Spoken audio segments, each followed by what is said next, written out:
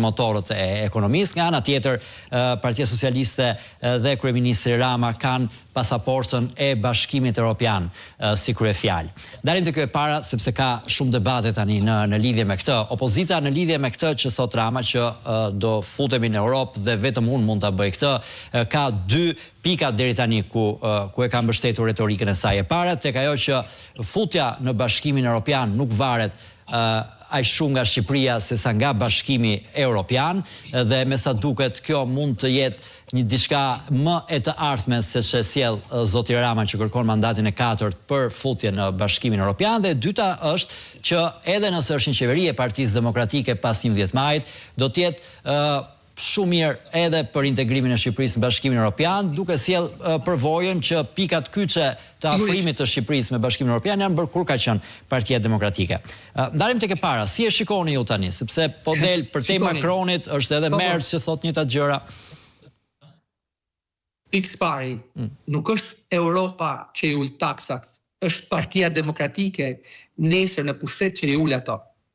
Nuk është Europa që i rrit pensionet, është Partia Demokratike nesër në pushtet që i dyfishon ato, me asnjë pension në 200 euro.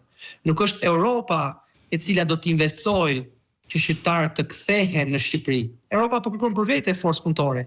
E pra, duhet të kuptojmë që një Shqipëri madhështore do të thotë më parë që ne të kujdesemi për punët e shtëpisë tonë, që do të thotë ta luftojmë me vetë korrupsionin, të ndihmojmë bizneset që të paguajnë më pak taksa, në mënyrë që duke paguar më pak taksa 10% e shtesh universale, të kenë mundësi që të rrisin rrogën mesatare në 1200 euro. E duke rritur këto rrogë, duke rritur kontributet dhe pse paguan më pak taksa, ne kemi mundësi ta vulim këtë vëshërë në 15% që shporta e shqiptarëve të kushtojnë më pak, e përpasoj të rrisin fuqinë blerëse të tyre.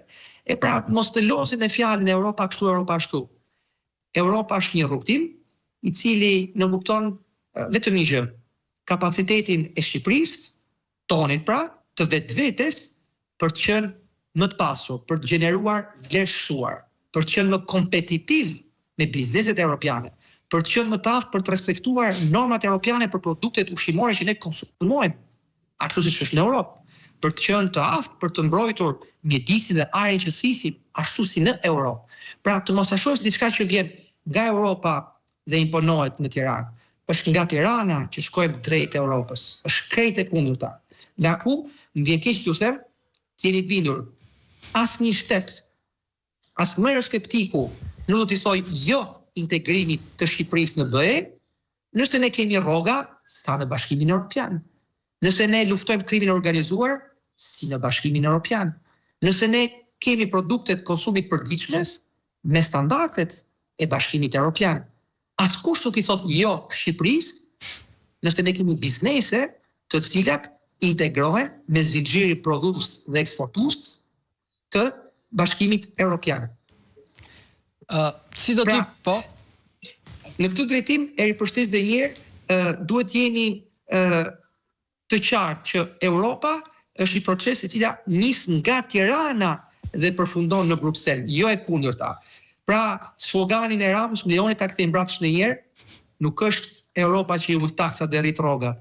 Është Partia Demokratike në pushtet që dyfishon pensionet 20%, rrit pagat, duke ulur taksat dhe të vëshën. Ku i bazon nga